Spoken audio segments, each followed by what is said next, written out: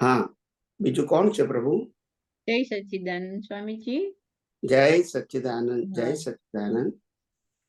તમારો video open છે ને? હા હા, મારો ઓપન છે. કપિલભાઈ નો હવે બંધ થશે એટલે તમને દેખાશે બીજા. દેખાયો. ઓકે ઓકે, બોલો. હવે આ પ્રશ્ન મને મત અહીંયા સત્સંગ થશે ત્યારે થોડા પૂછવાના છે, તો આજે ચાન્સ મળી ગયો છે. અમે થોડું સુરેશભાઈ સાથે ડિસ્કસ કર્યું, પણ અમે પછી નક્કી કર્યું કે તમને જ પૂછીએ, જરા કોન્ટ્રાડિક્ટ થઈ જતું હતું એટલે. હવે આત્મા શરીર પ્રમાણે સંકોચાય વિકોચાય છે, એ સમજણ પડે છે કે હાથીમાં હાથી જેવડો, કીડીમાં કીડી જેવડો, મનુષ્યમાં મનુષ્ય જેવડો. અને પછી સુરેશભાઈ સરસ એડ કર્યું કે આ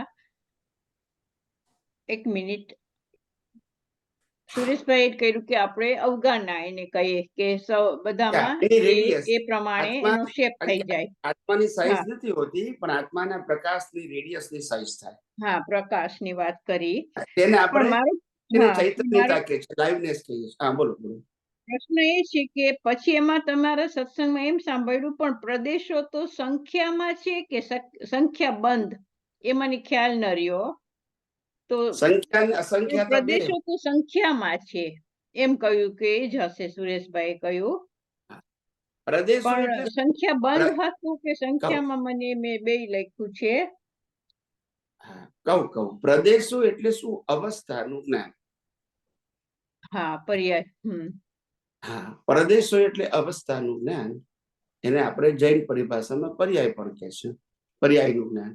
પણ એ પર્યાયનું જ્ઞાન એ તમારું આજનું ઉદય કર્મનું જ્ઞાન છે. અને આત્મામાં તો આખા બ્રહ્માંડને પ્રકાશવાની શક્તિ છે.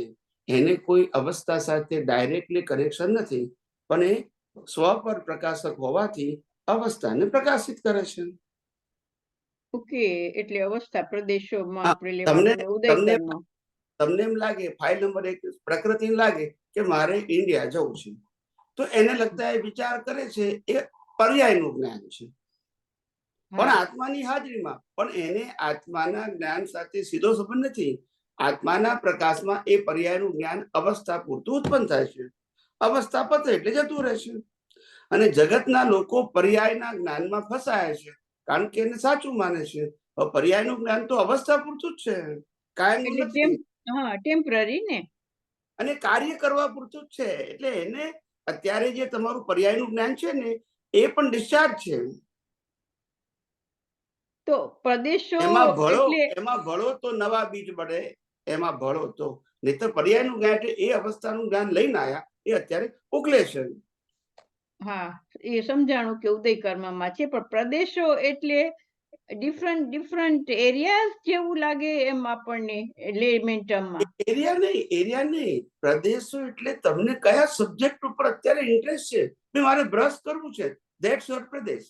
મારે ચા પીવી છે, ધેટ્સ યોર પ્રદેશ. તો તમે એ ટાઈપનું જ્ઞાન ઉપયોગ કરશો. તો what about the profession, accountancy, doctor, એ બધું? Profession is a big subject. પણ એ પણ પ્રદેશોમાં જ આવી જાય. એ પ્રદેશોનું જ્ઞાન કરવું એ પ્રદેશોનું જ જ્ઞાન છે, પણ એ પ્રદેશો એ તમારું એક જેને કહેવાય ને કે એ પ્રોફેશનનું જ્ઞાન એ તમે બીજ રૂપે લઈને આવ્યા છો. અત્યારે તમે પાસ થયા અને હવે પ્રેક્ટિસ કરીને એનો ઉપયોગ કરો છો. એ ઉદયકર્મ જ છે. પણ એ પ્રદેશનું જ્ઞાન બિગ વોલ્યુમમાં કહેવાય, કારણ કે મલ્ટિપલ ટાઈમ તમે ઉપયોગ કરો છો. અને એ કોમર્શિયલ જ્ઞાન છે. અહીંયા અવસ્થા પૂરતો જ ઉપયોગ કરો છો. ઓકે, જેમ કે મારે ફેમિલી લાઈફ જીવવી હોય તો મારે હસબન્ડ વાઈફ ના પ્રોબ્લેમના સોલ્યુશન સમયે જોઈએ. It is not a one time solution. ખ્યાલ આવ્યો? પણ ઇન્ડિવિડ્યુઅલ ટ્રાન્ઝેક્શન હોય એટલા જ પૂરતો. આપણે કોઈની સાથે ગયા હોય અને 2 કલાક એની સાથે બેઠા હોય તો આપણે એટલું જ એડજસ્ટમેન્ટ કરવાનું છે, બીજું વિચારવાનું નથી. અને એ વખતે સંભાવે નિકાલ થાય એ જોઈએ છે.